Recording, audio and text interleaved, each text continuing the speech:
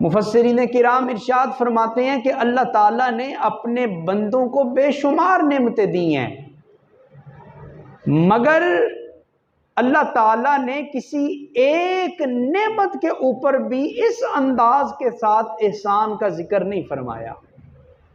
آپ ذرا اپنے وجود کے اوپر غور کریں، اللہ تعالیٰ نے یہ جو ہمیں وجود عطا کیا ہے، اس وجود کے اندر اللہ کی کتنی نعمتیں ہیں اور اللہ تعالیٰ نے ہمیں کتنی صلاحیتیں عطا فرمائی ہیں۔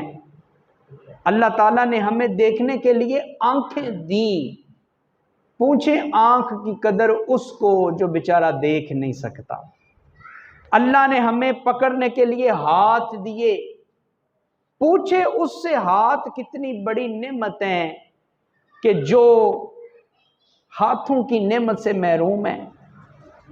اللہ تعالیٰ نے ہمیں سننے کے لیے کان دیے، پکڑنے کے لیے ہاتھ دیے، چلنے کے لیے پاؤں دیا، اور سوچنے سمجھنے کے لیے دماغ دیا، اور دھڑکنے کے لیے دل دیا۔ اب یہ ایسی ایسی نعمتیں ہیں کہ ہم ان میں سے کسی ایک نعمت کا بھی حق ادا نہیں کر سکتے، مگر آپ ذرا اندازہ لگائیں کہ اللہ تعالیٰ نے ان ساری بڑی بڑی نعمتوں کو دیکھ کر یہ اللہ نے نہیں کہا میں نے تمہیں آنکھیں دیں تو تمہارے اوپر احسان کیا، تمہیں ہاتھ دیے تو تمہارے اوپر احسان کیا، تمہیں پیر دیے تو تمہارے اوپر احسان کیا۔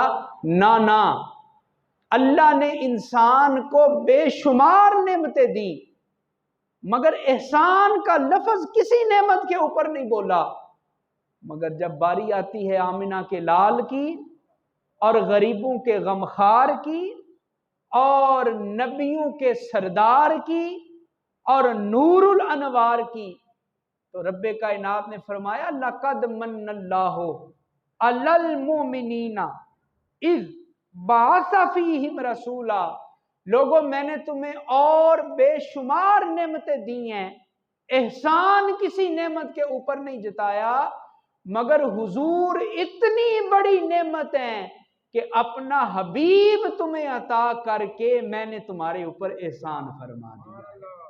پتہ چلا کہ یہ جو حضور کی نعمت ہے نا، یہ ساری نعمتوں کی سردار نعمت ہے، اور یہ نعمت عظمیٰ ہے۔ حضور کا ملنا یہ نعمت عظمیٰ ہے، یہ نعمت کبریٰ ہے، یہ ساری نعمتوں سے بڑی نعمت ہے۔ اسی لیے ہم کہتے ہیں اے باری تعالیٰ تیرا شکر ہے کہ تو نے ہمیں اپنا حبیب عطا فرما دیا۔ اور اسی کے اوپر شاعر نے کہا ہے کہ فضل رب العلا اور کیا چاہیے، مل گئے مصطفیٰ اور کیا چاہیے۔ شاعر کہتا ہے کہ فضل رب العلا، یہ جو حضور علیہ الصلوۃ والتسلیم ہے نا، یہ اللہ تعالیٰ کا فضل عظیم ہے۔ حضور کا ہمارے درمیان تشریف لانا یہ کیا ہے؟ بولیں اللہ کا فضل عظیم ہے، بہت بڑا فضل ہے اللہ کے اوپر۔ اور یہی کہا کسی عاشق نے، کہا فضل رب العلا اور کیا چاہیے، مل گئے مصطفیٰ اور کیا چاہیے۔ وہ کہتا ہے اے باری تعالیٰ تو ہمیں اور کوئی نعمت دے یا اور کوئی نعمت ہمیں نہ دے، ہمیں اور کسی نعمت کی ضرورت ہی نہیں ہے، اس لیے کہ تو نے اپنے حبیب کی صورت میں ہمیں اپنی سب سے بڑی نعمت عطا فرما دی ہے۔ تو نے نعمت عظمیٰ ہمیں عطا فرما دی، نعمت کبریٰ ہمیں عطا فرما دی۔ فضل رب العلا اور کیا چاہیے، مل گئے مصطفیٰ اور کیا چاہیے۔ حضرات محترم، نبی پاک صلی اللہ علیہ وآلہ وسلم کو رب کائنات نے کتنی شانوں سے نوازا، کتنی نعمتوں سے نوازا، کتنی رحمتوں سے نوازا۔ امام اسے کہتے ہیں جو سب سے آگے کھڑا ہوتا ہے۔ امام کی عظمت دیکھنی ہو نا، امام کی شان دیکھنی ہو تو اس کے پیچھے کھڑے ہونے والے مقتدی کی شان دیکھی جاتی ہے۔ اگر مقتدی جو پیچھے کھڑے ہو کے یہ کہہ رہے ہیں پیچھے اس امام کے اگر وہ عظمت والے ہیں، رفت والے ہیں، شان و شوکت والے ہیں، تو دیکھنے والے سمجھ جائیں گے کہ آگے جو امام کھڑا ہے وہ بھی بڑی عظمت والا ہوگا، وہ بھی بڑی شان والا ہوگا۔ اب حضور کی کتنی عظمت ہے، ایک جنگ کا میدان ہے، نبی پاک کے صحابی نام ہے حضرت عکاشہ رضی اللہ تعالی عنہ، جنگ کرتے کرتے حضرت عکاشہ کی تلوار ٹوٹ جاتی ہے، نبی پاک کی بارگاہ میں آتے ہیں اور آ کر کہتے ہیں حضور یہ تلوار ٹوٹ گئی ہے مگر میرا حوصلہ ابھی قائم ہے، ہمت موجود ہے، جذبہ بھی موجود ہے، میں لڑنا چاہتا ہوں، میں جہاد کرنا چاہتا ہوں، مگر حضور یہ تلوار ٹوٹ گئی ہے، کچھ انتظام ہو جائے تو میں اور لڑ سکتا ہوں۔ صحابہ کہتے ہیں کہ حضور علیہ السلام اس وقت ایک درخت کے پاس کھڑے تھے، نبی پاک نے اپنا ہاتھ درخت کی طرف بڑھایا اور لکڑی کی ایک شاخ کو توڑنا چاہا۔ اب ذرا غور کیجئے گا، صحابی کیا مانگنے کے لیے آئے ہیں؟ لوہے کی تلوار۔ صحابی کیا مانگنے کے لیے آئے ہیں؟ لوہے کی تلوار۔ اور حضور کسے اتار رہے ہیں؟ لکڑی کی شاخ کو۔ صحابی لوہے کی تلوار مانگنے آئے ہیں، نبی پاک لکڑی کی شاخ اتار رہے ہیں۔ مگر آگے سنیں رب نے اپنے حبیب کو کتنی شانیں عطا کی ہیں۔ صحابہ کہتے ہیں حضور نے جب اس لکڑی کی شاخ کو پکڑا تو وہ لکڑی کی شاخ تھی، مگر جب اسے کاٹ کے الگ کر کے توڑ کے اپنے صحابی کو پکڑایا ہے تو وہ لوہے کی تلوار بن چکی تھی، وہ لوہے کی تلوار بن چکی تھی۔ اب بعض احباب ایسے ہیں جنہوں نے حضور کی محبت میں خوش ہو کے سبحان اللہ کہہ دیا، اور کچھ ایسے بھی ہو سکتے ہیں کہ جو سوچ میں پڑ گئے کہ یہ کیسی بات کر دی، جنس ہی بدل دی۔ لکڑی کی جنس اور ہے، تلوار کی جنس اور ہے، لکڑی لکڑی ہے، تلوار لوہے سے بنی ہے، یہ تو جنس بدل گئی۔ اس لیے میں نے شروع میں کہا تھا امام کی عظمت سمجھنی ہو تو کس کی عظمت سمجھنا ضروری ہے؟ مقتدی کی۔ امام کی شان سمجھنی ہو تو کس کی شان سمجھنی ضروری ہے؟ مقتدی کی شان سمجھنی ضروری ہے۔ اب کیا ہوا حضرات محترم؟ جنس بدل گئی۔ جنس بدلنے کا معجزہ، حضرت موسیٰ علیہ السلام، فرعون کا دربار لگا ہے، جادوگر وہاں پہ جمع ہے، مقابلہ ہونے لگا ہے اللہ کے پیغمبر حضرت موسیٰ کلیم اللہ کے ساتھ۔ اب جادوگروں نے کیا کیا؟ رسیاں پھینکی۔ جب رسیاں پھینکی تو وہ چھوٹے چھوٹے سانپ کی شکل اختیار کر گئیں، وہ چھوٹے چھوٹے سانپ میں تبدیل ہو گئیں۔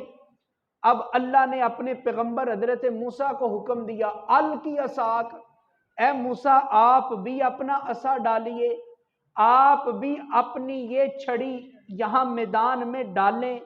حضرت موسیٰ علیہ السلام نے جب اپنا عصا ڈالا، عصا رکھا، تو دیکھتے ہی دیکھتے وہ ایک بہت بڑا اژدہا بن گیا، بہت بڑا سانپ بن گیا، اور دیکھتے دیکھنے اس نے سارے چھوٹے چھوٹے سانپوں کو نگل لیا، کھا لیا۔ اب میں آپ سے پوچھنا چاہتا ہوں کہ حضرت موسیٰ کے ہاتھ میں جب تک عصا تھا وہ لکڑی کا عصا تھا، لیکن جب اسے میدان میں رکھا تو وہ سانپ بن گیا۔ اب مجھے بتائیں کیا لکڑی اور سانپ کی جنس ایک ہوتی ہے؟ ایک نہیں ہوتی حضرت۔ لکڑی لکڑی ہے، سانپ سانپ ہے، لکڑی کی جنس اور ہے، سانپ کی جنس اور ہے۔ پتہ چلا یہ جنس بدلنے کا معجزہ تو اللہ نے حضرت موسیٰ کو بھی عطا کیا تھا، اور حضرت موسیٰ معراج کی رات نبی پاک کے پیچھے مقتدی بن کے کھڑے ہیں۔ تو حضرات محترم اگر مقتدی نبی کے لیے جنس بدل سکتی ہے، جو اس مقتدی کا امام بن کے آیا ہے، رب نے ان کے لیے بھی جنس کو تبدیل فرما دیا۔ اللہ اکبر۔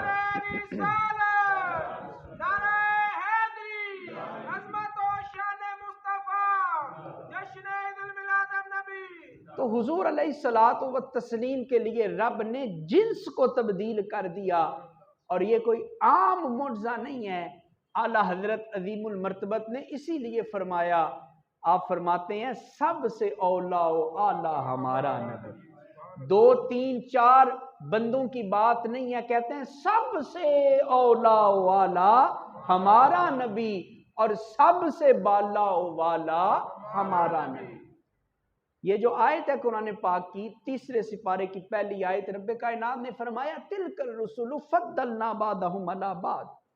फरमाया कि हमने ये जो रसूल भेजे हैं ना, एक मर्तबे वाले नहीं हैं, एक मकाम वाले नहीं हैं। हमने बाज रसूलों को बाद रसूलों के ऊपर फजीलत अता फरमाई है। मिनहुम मन कल्लम अल्लाह, इनमें से कुछ रसूल वो हैं जो बराह रास्त अल्लाह से कलाम करने वाले हैं। आगे अल्लाह ने फरमाया व रफा अबादहुम दरजात, और इनमें से कुछ वो हैं कि जिनको अल्लाह ने बाकी सारे नबियों के ऊपर फजीलत अता की है। और इस उम्मत के तमाम उलमा का इस बात पर इत्तफाक है कि अल्लाह ताला ने जितने नबी भेजे, 1.25 लाख कमोबेश जितने पैगंबर इस दुनिया में आए, उलमा ने फरमाया वो अल्लाह के सारे पैगंबर बड़ी अजमत वाले, बड़ी रिफत वाले, बड़ी शान वाले, बड़े मकाम व मर्तबे वाले, मगर अल्लाह ताला ने वो फजीलत और वो मकाम व मर्तबा और किसी पैगंबर को अता ही नहीं किया जो मर्तबा रब ने आमना के लाल को अता फरमा दिया। वर्रफा अबादहुम दरजात, ये जो कहा ना हमने बाज का मर्तबा बाज के ऊपर बुलंद कर दिया, कहा इस आयत में ये साबित होता है अल्लाह ने अपने हबीब को कुल नबियों का इमाम और कुल नबियों का सरदार बना के भेज दिया। अच्छा, अल्लाह ने ये तो कहा कि मैंने अपने हबीब के दर्जे बुलंद किए, मगर ये नहीं कहा कितने दर्जे बुलंद किए, कितने रैंक बुलंद किए मैंने अपने हबीब के। हमें हद नहीं पता, हमें मकाम नहीं पता, हमें मर्तबा नहीं पता, और हमारी अक्ल के अंदर इतनी सलाहियत भी नहीं कि वो हुजूर के मकाम व मर्तबे को तलाश कर सकें।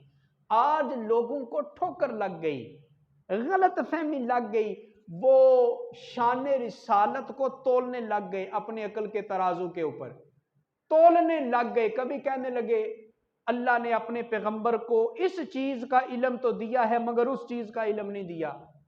अल्लाह ने अपने हबीब को ये शान तो अता की है मगर वो शान अता नहीं की। हजूर के पास ये इख्तियार तो था मगर वो वाला इख्तियार नहीं था।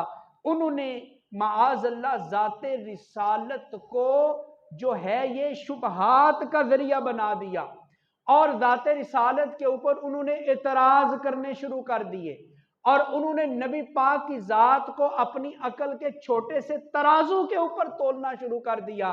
अब मुझे बताएं, क्या हमारे पास इतनी अकल है कि हम नबी पाक के मकाम को समझ सकें, नबी पाक के मकाम का अंदाजा लगा सकें? हमारे पास इतनी अकल मौजूद नहीं है। हज़रात मोहतरम, कोई आड़ती 4-5 मन चावल ले और सनियारे के पास चला जाए, जरगर के पास चला जाए और जाकर बोले कि अपने तराजू के ऊपर जरा इन चावलों का वजन तो कर दो, तो जरगर क्या कहेगा? और भाई अकल का इलाज कराओ, मेरे पास जो तराजू है इसके ऊपर रतियों का वजन तो होता है, इसके ऊपर जो है ये तोले का और माशे का वजन तो होता है, मगर मेरे तराजू के ऊपर मनु और टनु का वजन नहीं होता। मेरा तराजू छोटा है, मेरा तराजू छोटा है। अब इसी तरह कोई बंदा रात के वक्त कैलकुलेटर पकड़ के बैठा हो और आसमान की तरफ देख के कुछ चीज कैलकुलेटर के ऊपर लिख रहा हो, आप पूछे मियाँ क्या लिख रहे हो? वो बोले मैंने आज रात हिसाब लगाना है कि आसमान के ऊपर कितने सितारे चमक रहे हैं, गिनती करनी है। तो मुझे बताएं, क्या वो गिनती कर सकता है? क्या उसके कैलकुलेटर के अंदर इतनी वुसअत है, इतना ज़रफ है कि वो आसमान के सितारों को गिन सके? नहीं गिन सकता। या एक शख्स ऐसा हो कि जो समंदर के किनारे बैठा हो एक बाल्टी लेकर اور وہ ایک ایک بالٹی کر کے پانی باہر نکال رہا ہو. آپ پوچھیں میاں کیا کر رہے ہو، کیا کر رہے ہو؟ تو وہ جواب دے کہ میں نے آج رات سمندر کا سارا پانی باہر نکال لینا ہے. تو آپ کیا کہیں گے؟ اپنی عقل کا علاج کرا، تیری بالٹی کا ظرف چھوٹا ہے، سمندر کے اندر بڑی وسعت ہے، بڑی اس کے اندر گنجائش ہے، تیرے پاس جو پیمانہ ہے اس کا ظرف چھوٹا ہے. حضرات محترم 3 مثالیں دیں تاکہ آپ بات سمجھ جائیں. اب وہ لوگ جو نبی پاک کی عظمت کو گننے بیٹھ جاتے ہیں اور تولنے بیٹھ جاتے ہیں اور حضور کے معجزوں کا حساب کرنا شروع کر دیتے ہیں اور حضور کی شانوں کو گننا اور شمار کرنا شروع کر دیتے ہیں، انہیں ہم یہ کہنا چاہتے ہیں ارے تو کیا اور تیری حیثیت کیا، تو کیا اور تیری عقل کیا، تو کیا اور تیرا علم کیا. علماء نے کہا کہ اگر کائنات کے اندر لگے ہوئے سارے درختوں کی کلمیں بنا دی جائیں اور سارے کے سارے دریاؤں اور سمندروں کے پانوں سے سیاہی بنا دی جائے اور تمام انسانوں اور تمام فرشتوں کو بٹھا دیا جائے کہ اب نبی پاک کی عظمت کو لکھو، تو فرمایا سمندروں کا پانی ختم ہو جائے گا، درختوں کی کلمیں ختم ہو جائیں گی، فرشتوں اور انسانوں کی زندگیاں ختم ہو جائیں گی، مدینے والے مصطفیٰ کا مقام کبھی ختم نہیں ہو سکتا. یا صاحب الجمالی و یا سید البشری من وجہک المنیر لقد نور القمر لا يمکن الثناء کما کان حقہ بعد از خدا بزرگ توئی قصہ مختصر. بعد از خدا بزرگ توئی قصہ مختصر. ہمارے علماء نے کہا حضور کے معجزوں کو نہ گنو، حضور کی شانوں کو نہ گنو، حضور کے مقام و مرتبے کو تم گن نہیں سکتے ہو. ہم نے 2 لفظوں کے اندر بات ختم کر دی کہ ساری کی ساری مخلوق سے بڑھ کے نبی پاک کا مقام ہے. بعد از خدا بزرگ، اللہ رب العزت کے بعد اس کائنات میں کسی کو شان ملی ہے تو مدینے والے مصطفیٰ کو ہی شان و عظمت ہے. زندگیاں ختم ہوئیں اور قلم ٹوٹ گئے مگر آقا تیرے اوصاف کا ایک باب بھی پورا نہ ہوا، تیرے اوصاف کا ایک باب بھی پورا نہ ہوا. تو نبی پاک کی نعت پڑھنا، نبی پاک کی شان بیان کرنا، نبی پاک کے نام کی محفل سجانا، یہ نہ کوئی سمجھے کہ ہم نے کچھ بڑا مارکا مار دیا ہے کہ نبی پاک کی نعت پڑھ لی، نبی پاک کی شان کے اوپر تقریر کر لی اور ہم نے جو ہے وہ یہ کر دیا. نہ، نبی پاک کا ذکر کرنے سے ہم ذکر کریں گے تو اس سے نبی پاک کا ذکر اونچا نہیں ہو سکتا. حضرت حسان بن ثابت ہے نا، نعت گو شاعر تھے نبی پاک کے، حضور کی نعتیں لکھتے تھے اور حضور کی تعریف لکھتے تھے اور پھر بیان کرتے تھے اور پھر نبی پاک خوش ہو کے انعام کے طور پہ اپنی کالی کملی والی چادر رحمت عطا فرما دیا کرتے تھے. حضرت حسان بن ثابت جب حضور کی نعتیں لکھتے نا، نعتیں پڑھتے تو کسی نے کہا اے حسان تو کتنے نصیبے والا ہے، تو کتنے بخت والا ہے کہ گلی گلی نبی پاک کا ذکر اونچا کر رہا ہے، نبی پاک کی نعتیں پڑھ رہا ہے، نبی پاک کے معجزات بیان کر رہا ہے، نبی کا ذکر اونچا کر رہا ہے، حضور کا ذکر بلند کر رہا ہے. تو حضرت حسان بن ثابت نے پتا کیا کہا؟ آپ نے کہا ما ان مدحت محمدن بمقالتی ولیکن مدحت مقالتی بمحمد صلی اللہ علیہ وسلم.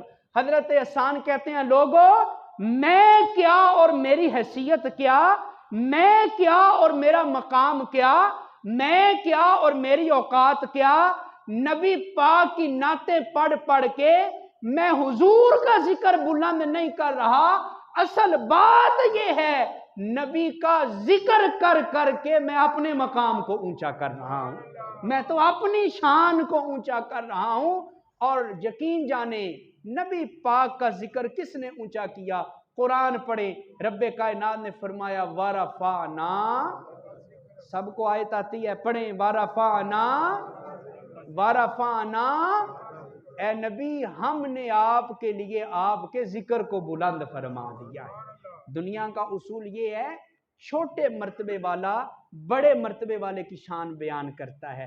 مرید ہمیشہ لوگوں کو اپنے پیر اور اپنے شیخ کی کرامتوں کے بارے میں بتائے گا۔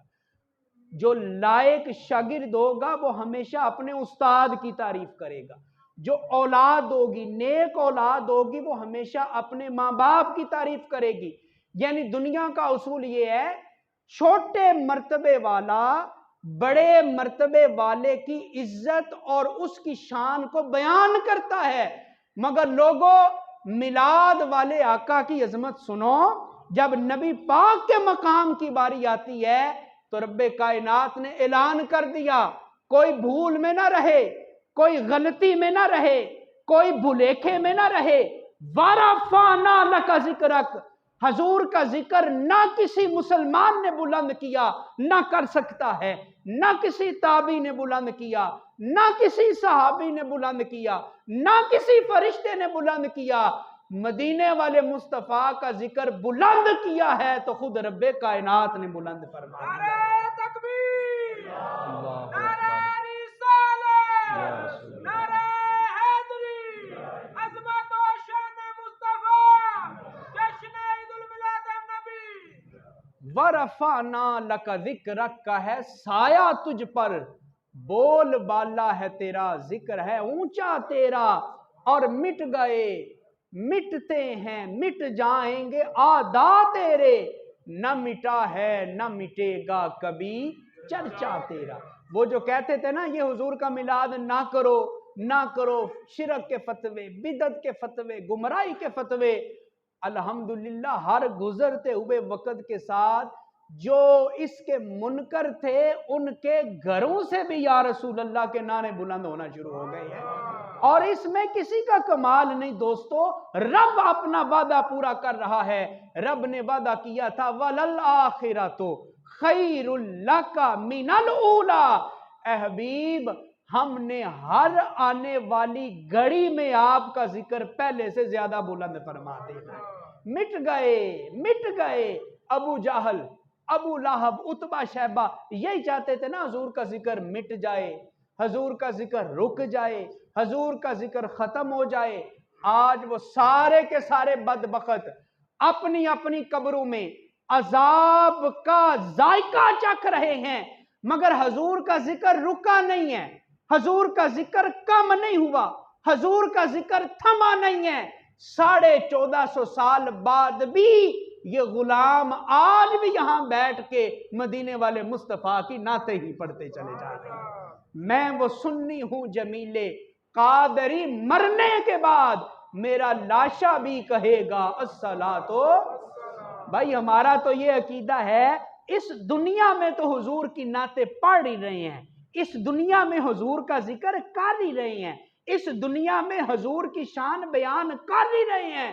اگر اللہ کا فضل شامل حال ہوا، قبر میں جائیں گے، مدینے والے مصطفیٰ کی آمد ہوگی، ہم حضور کا چہرہ والضحیٰ دیکھ کر وہاں پہ بھی حضور کے اوپر درود و سلام پڑھنا شروع کر دیں گے، حضور کی نعتیں پڑھنا شروع کر دیں گے۔ میں وہ سنی ہوں جمیلے، قادری مرنے کے بعد میرا لاشا بھی کہے گا الصلاۃ۔ پڑھیں ذرا مل کے سارے، میرا لاشا بھی کہے گا الصلاۃ۔ اور مٹ گئے، مٹتے ہیں، مٹ جائیں گے آدا تیرے، نہ مٹا ہے نہ مٹے گا کبھی چرچا تیرا۔ حضور کا ذکر تو پہلے سے زیادہ بلند، پہلے سے زیادہ فرو سے فروتر، پہلے سے زیادہ بلندیوں کے اوپر جا رہے ہیں۔ حضرات محترم، ہالینڈ بڑا مشہور اور ترقی یافتہ ملک ہے۔ اس کا ایک سائنسدان، اس کا نام تھا وین ویلڈر۔ آپ گوگل پہ سرچ کریں گے ساری تاریخ آپ کو مل جائے گی۔ وین ویلڈر پہلے مسلمان نہیں تھا، تھا سیاستدان، اور ہمارے سیاستدانوں کی طرح نہیں تھا جنہیں قل هو اللہ احد بھی نہیں پڑھنی آتی۔ ہمارے سیاستدانوں کی طرح نہیں تھا جو کہتے ہیں کہ اتوار والے دن بھی جمعہ پڑھ سکتے ہیں، کیا ہو سکتا ہے۔ ہمارے سیاست پڑھا لکھا آدمی تھا، دانشور، پروفیسر قسم کا آدمی تھا۔ اب اس نے کیا کیا، اس نے نبی پاک کی سیرت کو پڑھنا شروع کیا، حضور کی ولادت کو پڑھا، حضور کے بچپن کو پڑھا، حضور کی جوانی کو پڑھا، اعلان نبوت سے پہلے والی زندگی کو پڑھا، اعلان نبوت کی بعد والی زندگی کو پڑھا، اور مکے کی زندگی کو پڑھا، مدینے کی زندگی کو پڑھا، پڑھ پڑھ کے وہ اس نتیجے کے اوپر پہنچا، اور اللہ نے اتنا کرم کیا اس کے اوپر، اللہ نے اس کا سینہ دین اسلام کے لیے کشادہ فرما دیا، وہ مسلمان ہوا تو اس نے نام اپنا بدل لیا اور نام اپنا رکھا محمد حمزہ نام رکھا۔ اچھا جب وہ مسلمان ہوا نا تو وہ وہاں کے جو مقامی عیسائی سیاستدان تھے وہ کہنے لگے اے وین ویلڈر تو بڑا پڑھا لکھا آدمی ہے، یقیناً مسلمانوں نے تمہیں ورغلا دیا ہے، مسلمانوں نے تمہیں لالچ دیا ہے دولت کا یا اور کسی عہدے کا، ورنہ تیرے جیسے پڑھا لکھا آدمی، پروفیسر آدمی، دانشور آدمی جو ہے وہ کیسے اپنا دین بدل سکتا ہے؟ اب وہ جو محمد حمزہ لکھتا ہے، کہتا ہے I am not that person who follow others' opinion without research۔ محمد حمزہ کہتا ہے میں کوئی بچہ نہیں ہوں کہ جس کا دل چاہے میری انگلی پکڑ کے جہاں چاہے مجھ کو لے جائے۔ کہتا ہے میں بچہ نہیں ہوں، میں پروفیسر ہوں، میں ایک استاد ہوں، میں ایک دانشور ہوں، میں ایک صحافی بھی ہوں، میں ایک ویل ایجوکیٹڈ بندہ ہوں، مجھے کسی نے ورغلایا نہیں ہے، مجھے کسی نے لالچ نہیں دیا، مجھے کسی نے دھمکایا نہیں ہے۔ اصل بات یہ ہے کہ میں نے پیغمبر اسلام کی سیرت کو پڑھنا شروع کیا، اور جو میں حضور کی سیرت پڑھتا چلا گیا میرا سینہ روشن ہوتا چلا گیا، میرا سینہ کشادہ ہوتا چلا گیا، میرے جو سوالات تھے وہ دور ہوتے چلے گئے، میرے جو اعتراضات تھے وہ ختم ہوتے چلے گئے، اور بالآخر میں کئی سالوں کی تحقیق کے بعد اس نتیجے میں پہنچا ہوں کہ کائنات میں اور کوئی سچا لیڈر نہیں ہے اس دنیا میں۔ اللہ نے سچائی کسی کو دی ہے تو اپنے حبیب کو عطا فرما دی ہے، اللہ نے سچی نبوت کسی کو دی ہے تو اللہ نے اپنے پیارے حبیب کو عطا فرمائی ہے۔ آج تو نبی پاک کی سیرت پڑھ کے وہ گورے بھی نبی پاک کے غلاموں میں شامل ہو رہے ہیں، نبی پاک کی امتوں میں شامل ہو رہے ہیں، اور یہی وہ وعدہ ہے رب کائنات کا وَرَفَعْنَا لَكَ ذِكْرَكَ، اے حبیب ہم نے آپ کے لیے آپ کے ذکر کو بلند کر دیا ہے۔ اب مجھے بتائیں جس کے ذکر کو رب اونچا کرنے والا ہو کس میں ہمت ہے کہ وہ رب کے ساتھ لڑائی کرے؟ ہے کسی میں ہمت کہ وہ نبی پاک کا ذکر کم کرنا چاہے، نبی پاک کا ذکر گھٹانا چاہے، نبی پاک کے ذکر کو کم نہ بھائی کوئی ہو ہی نہیں سکتا اور کوئی کر ہی نہیں سکتا، اس لیے کہ مصطفیٰ کریم کے ذکر کو میرے رب نے خود بلندیاں عطا فرما دی ہیں، اور جب تک ذاکر ہیں یعنی اللہ کی ذات ذاکر ہیں تب تک نبی پاک کا ذکر ہوتا رہے گا، اور جب تک نبی پاک کے یہ غلام زندہ ہیں کل بھی نبی پاک کی عظمت بیان کرتے رہے ہیں، آج بھی کر رہے ہیں، اور انشاءاللہ مسلمانوں کی آنے والی نسلیں بھی نبی پاک کی عظمت کے ترانے اسی طرح گاتی چلی جائیں گی۔ تو نبی پاک کی عظمت، اور یہ وعدہ ہے رب کائنات کا حضرات، وَرَفَعَ بَعْضَهُمْ دَرَجَاتٍ، اللہ نے درجے بلند کیے ہیں کچھ نبیوں کے، بعض کو بعض کے اوپر فضیلت دی ہے، سارے نبی ایک جیسے نہیں ہیں، سارے پیغمبر ایک مرتبے کے حامل نہیں ہیں، اللہ تعالیٰ نے فضیلتیں عطا کی ہیں۔ یوں سمجھ لیں کہ جمادات سے نباتات افضل ہیں، نباتات سے حیوانات افضل ہیں، حیوانوں سے انسان افضل ہیں، انسانوں میں پھر مسلمان افضل ہیں، اور مسلمانوں میں پھر ولی افضل ہے، اور پھر ولیوں سے تابعین افضل ہیں، اور پھر تابعین سے صحابہ افضل ہیں، اور نبی پاک کے سارے صحابہ میں حضرت سیدنا ابو بکر صدیق افضل ہیں، اور حضرت ابو بکر صدیق سے اللہ کے نبی افضل ہے، اور اللہ کے نبیوں سے اللہ کے رسول افضل ہیں، اور اللہ کے رسولوں سے اول العزم رسول افضل ہیں، اور ہاں اول العزم رسولوں کا مقام بھی جس جگہ پہ جا کے ختم ہو جاتا ہے وہاں سے مدینے والے مصطفیٰ کا مقام شروع ہوتا ہے، وہاں سے حضور کا مقام شروع ہوتا ہے۔ اعلیٰ حضرت نے اسی لیے کہا تھا سب سے اولا والا ہمارا نبی، تو سب کو آتا ہے یار، مل کے پڑھیں، سب سے اولا والا، سب سے بالا والا، کیا خبر کتنے تارے کھلے چھپ گئے، پر نہ ڈوبے نہ ڈوبا، پر نہ ڈوبے نہ ڈوبا، اور کون دیتا ہے دینے کو منہ چاہیے۔ ارے تو مانگ کے تو دیکھنا، مدینے والے مصطفیٰ آج بھی اپنی سخاوتیں تقسیم کر لیں۔ اعلیٰ حضرت کہتے ہیں کون دیتا ہے دینے کو منہ چاہیے، دینے والا ہے سچا، دینے والا ہے سچا، اور بجھ گئیں جس کے آگے سبھی مشعلے، شمع وہ لے کر آیا ہمارا نبی، خلق سے اولیاء، اولیاء سے رسول، اور رسولوں سے بھی اعلیٰ، اور رسولوں سے بھی اعلیٰ۔ اور اعلیٰ حضرت کہتے ہیں جس کے قدموں کا دون ہے آب حیات، کہتے ہیں نبی پاک کے قدموں سے جو پانی لگ جائے نا، وہ پانی تو ایسے ہے کہ جو پی لیتا ہے اللہ ظاہر کی بیماریاں بھی دور کر دیتا ہے، اللہ روح کی بیماریاں بھی دور کر دیتا ہے۔ جس کے قدموں کا دون ہے آب حیات، ہے وہ جان مسیحا، ہے وہ جان مسیحا، سب سے اولا والا ہمارا نبی۔ نبی پاک کی آمد کے تذکرے ہو رہے ہیں، نبی پاک کے نام کی محافل کا ذکر کیا جا رہا ہے۔